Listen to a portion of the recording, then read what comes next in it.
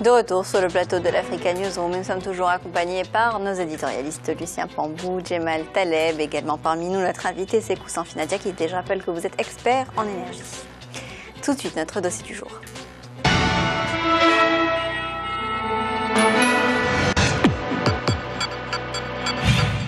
Les délestages sur le territoire guinéen sont quotidiens, un déficit qui pèse sur les vies quotidiennes des consommateurs, mais pas seulement, car cette situation a un poids économique, elle freine les investissements et le développement des industries. Pourtant, la Guinée est surnommée le château d'eau de l'Afrique de l'Ouest du fait de l'importance des cours d'eau qui s'y trouvent. À son arrivée à la tête de l'État en 2010, le président Alpha Condé avait promis de remédier à ce déficit énergétique.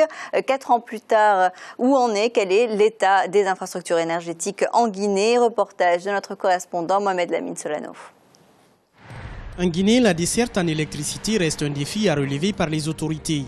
Plusieurs habitants n'ont pas accès au courant électrique alors que le pays est qualifié de château d'eau de l'Afrique de l'Ouest pour l'importance de ses ressources hydrauliques. La capitale Conakry est l'une des plus obscures de la sous-région. Malgré de gros investissements dans le secteur, le pays est toujours confronté à un véritable problème de desserte en électricité, même si l'accès à ce service de base s'améliore progressivement depuis quelques mois. Depuis plus de 2 décennies, le service public de l'électricité s'est installé dans des déficits croissants et une dégradation continue de la desserte en énergie du pays. Alors que la demande sociale reste forte d'année en année, le manque de fiabilité des réseaux de transport et de distribution empire la situation de la desserte. La plupart des installations ne sont pas protégées et occasionnent chaque année de nombreux courts-circuits dans la capitale. À cela s'ajoutent les branchements clandestins et sauvages dans les quartiers. Le système électrique constitué par les centrales thermiques, par exemple, lui est vieillissant. Ce site abrite les centrales thermiques les plus importantes du pays. Les investissements faits dans la réhabilitation des unités de production n'ont pas encore produit les résultats attendus. La centrale thermique de Tombo peine à satisfaire les populations dans la desserte en électricité. Cette centrale composée actuellement de 2 unités de production pour une puissance totale installée de 77,2 MW.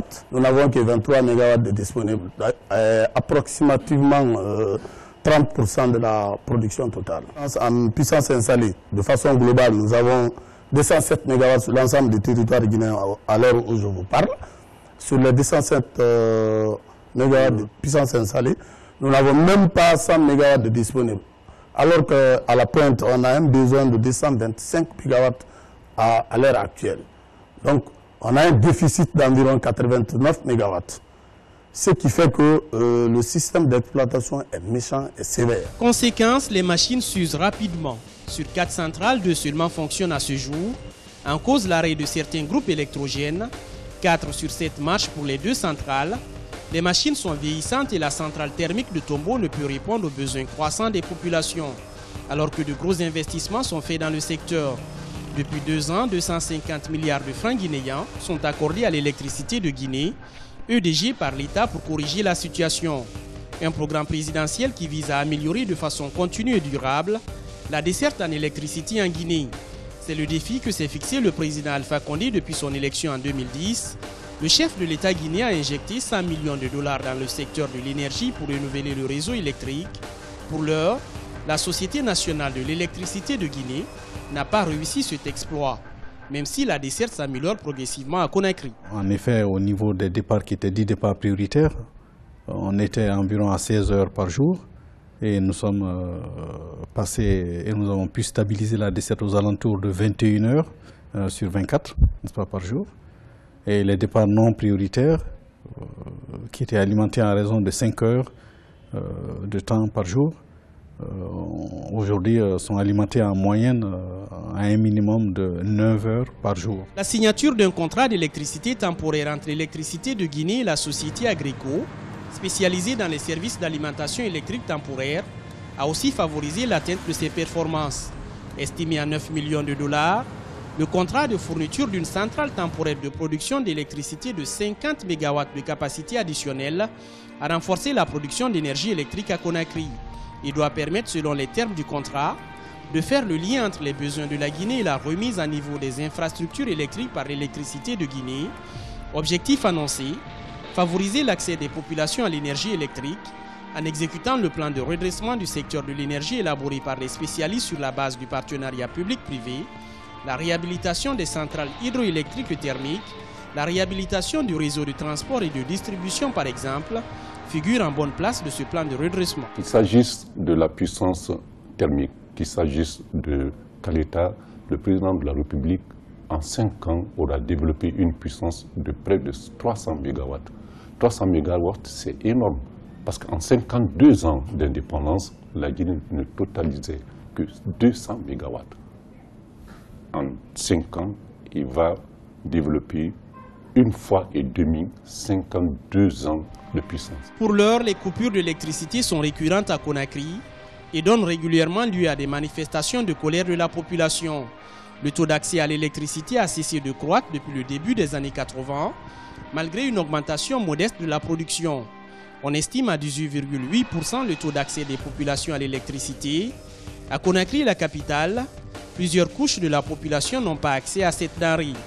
Conséquence, la majorité des foyers de classe moyenne et entreprises fonctionnent sur groupe électrogène, de peur des coupures intempestives du courant électrique fourni par l'électricité de Guinée. Si je prends le chiffre de l'année 2013, pour, disons, un carburant investi pour nos sites, nous sommes autour de 89 milliards de francs guinéens.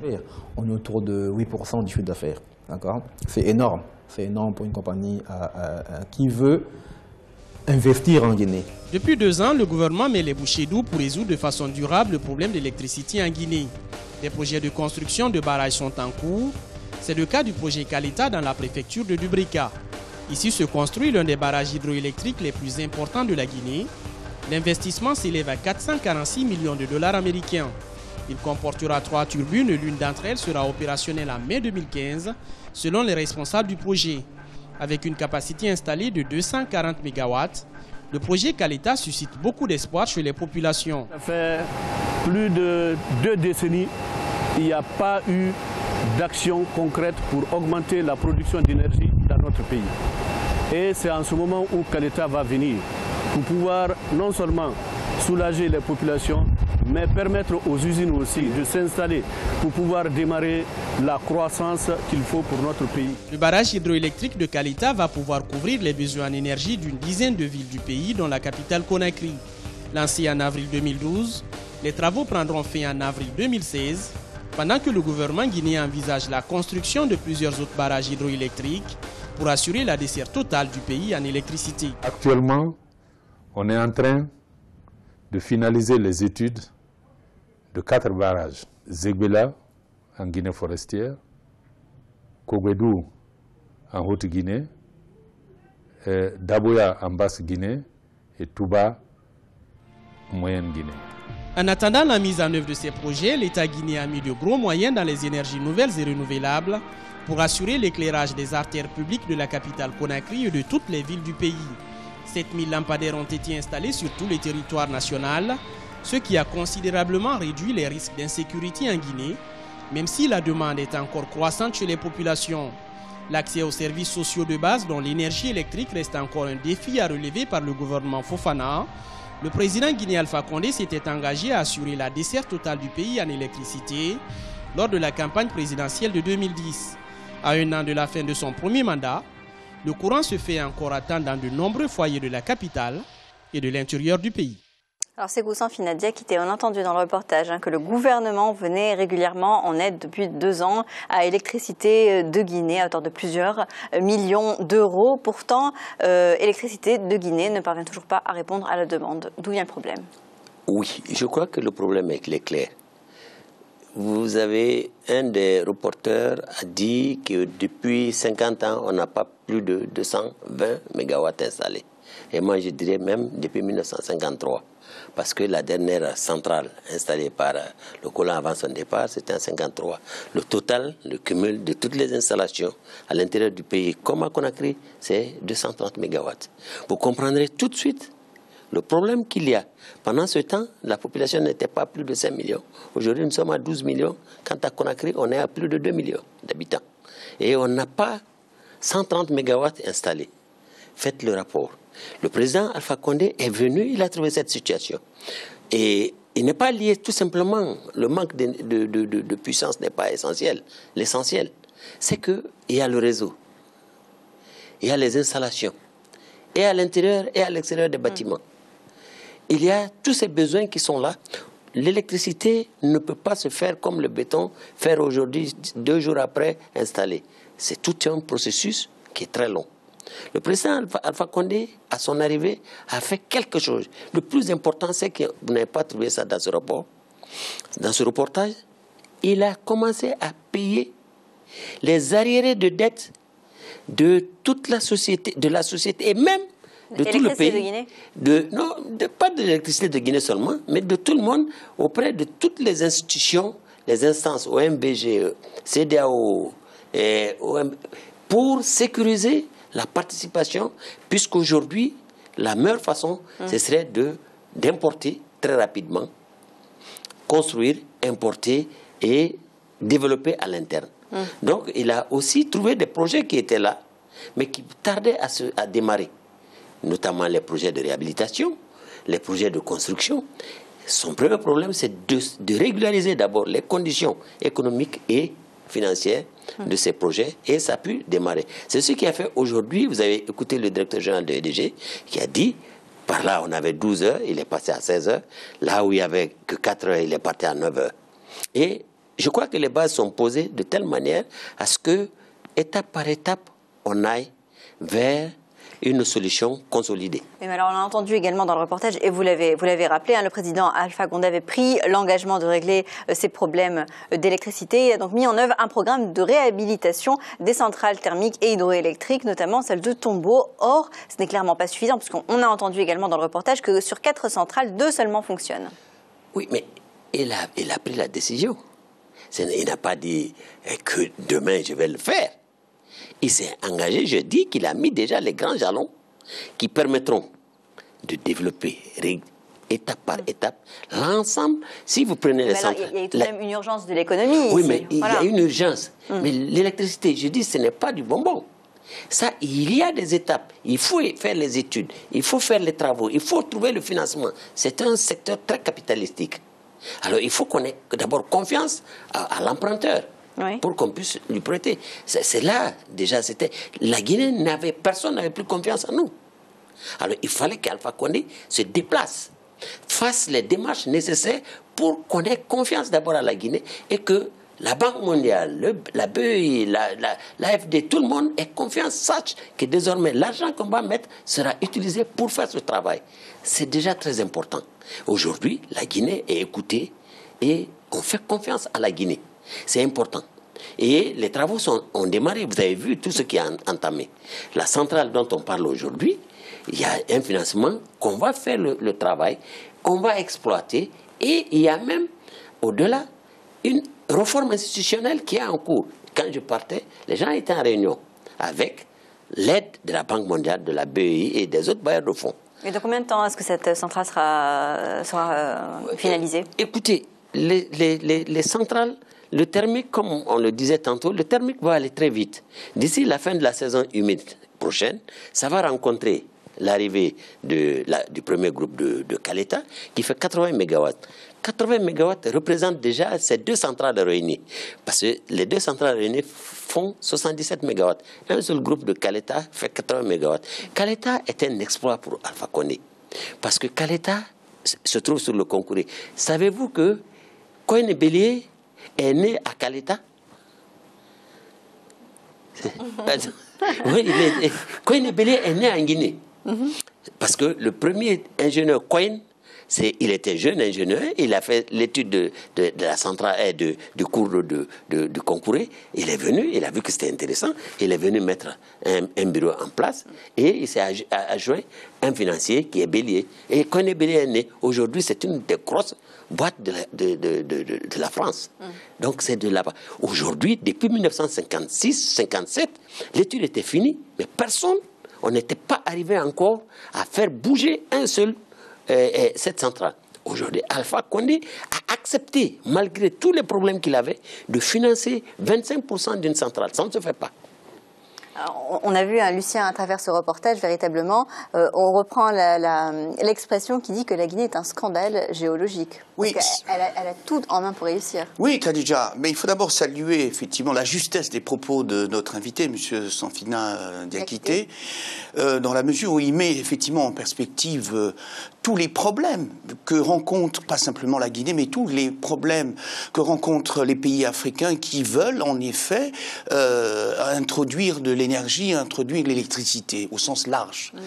Le reportage aussi met l'accent là-dessus. Non. Il soulève une question qui me semble absolument fondamentale.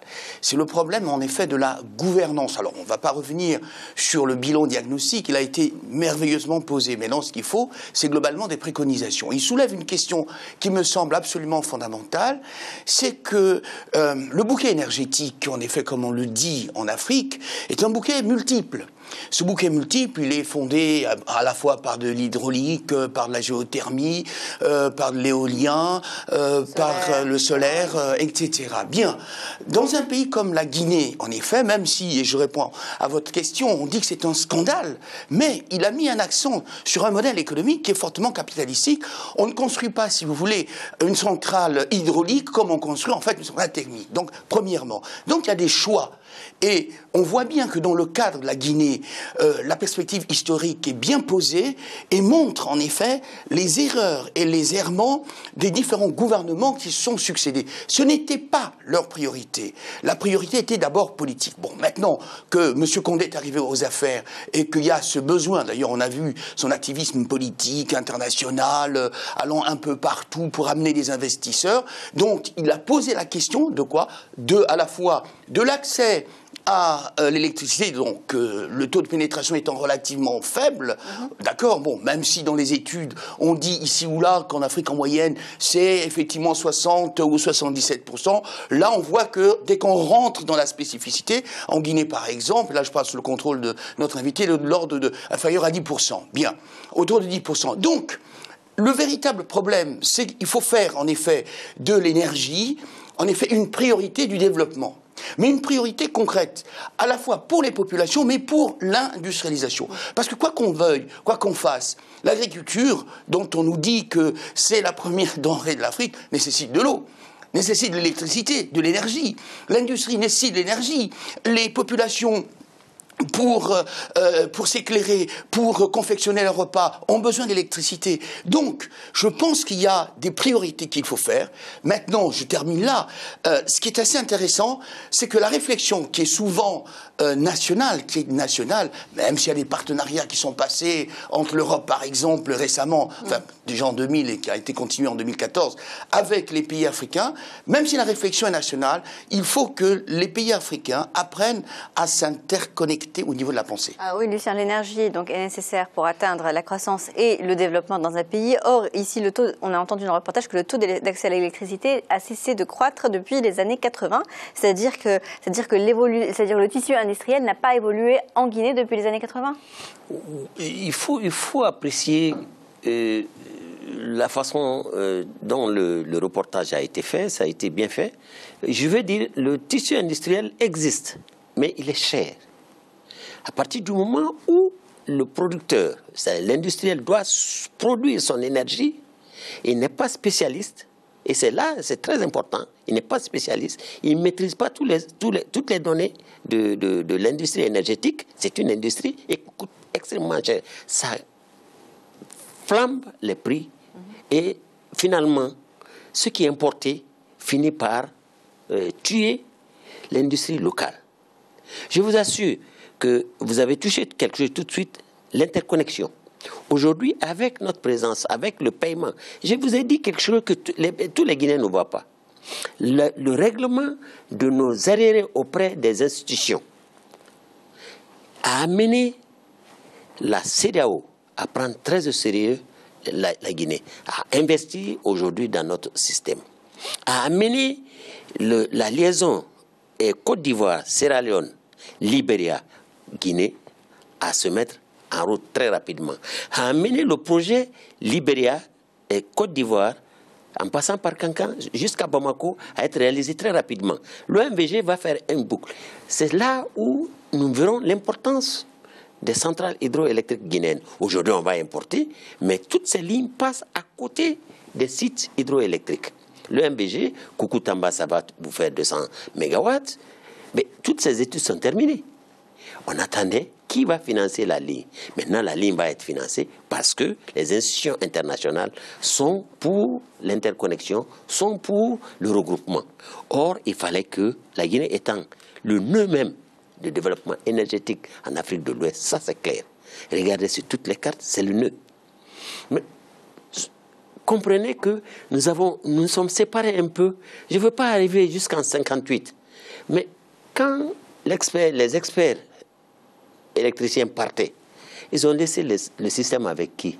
Avec des ouvriers qui balayaient, qui n'avaient aucune notion du développement énergétique, qui n'avaient aucune notion de l'exploitation du système énergétique, qui n'avaient aucune autre notion. Donc, depuis là, le faux pas est parti de là. C'est-à-dire qu'il n'y a pas eu d'entretien, finalement, des installations qui étaient là. Déjà, ceux qui étaient là, vous savez, dès qu'on panique, on fait mal. Parce que ceux qui étaient là, à l'époque, avaient de la bonne volonté, mais ils n'étaient pas des spécialistes. Et le monsieur, en partant, vous parlez des colons quand ils ont quitté...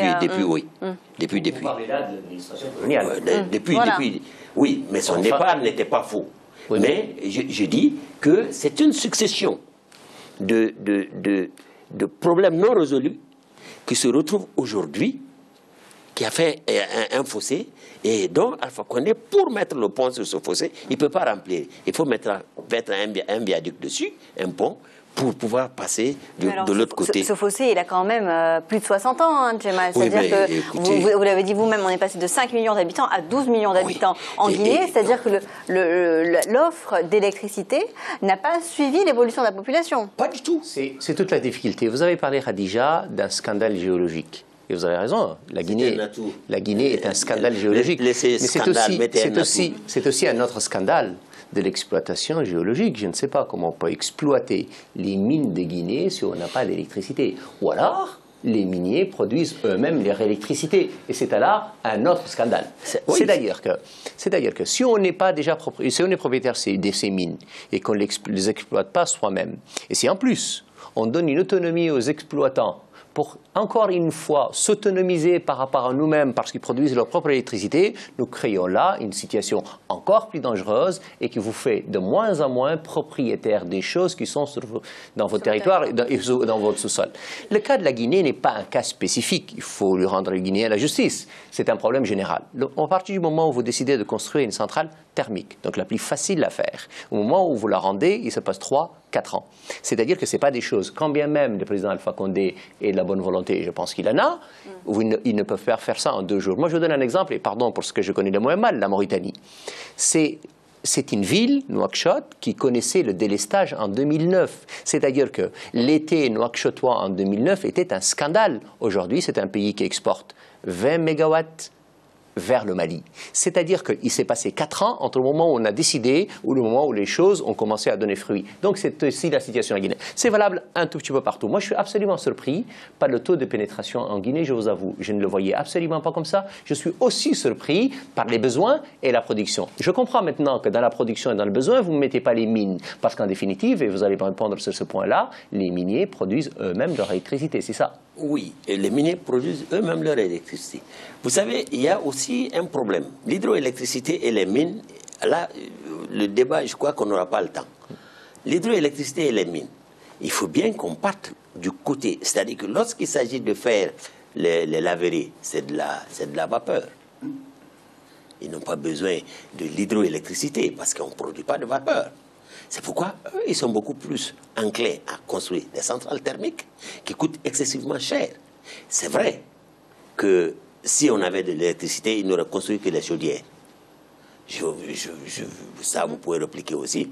Mais qu'à cela ne tienne, dans le contexte guinéen, où voyez un peu l'évolution politique de ce pays, vous comprendrez et vous pourrez expliquer comment Et qu'est-ce qui explique qu'aujourd'hui, bon, au-delà des aspects politiques, ça entraîne la mauvaise gouvernance et puis tout ça. Très rapidement, on va clore le débat. Mais une question est simple, c'est que du coup, et comme quoi l'histoire parfois elle a raison, si la Guinée avait intégré l'Organisation pour la mise en valeur du fleuve Sénégal dans les années 70, non seulement elle aurait pu obtenir un réseau interconnecté, mais elle aurait en même temps profité de la centrale de Manantali. Non, c'est que vous ne connaissez pas l'histoire. Vous ne connaissez pas l'histoire.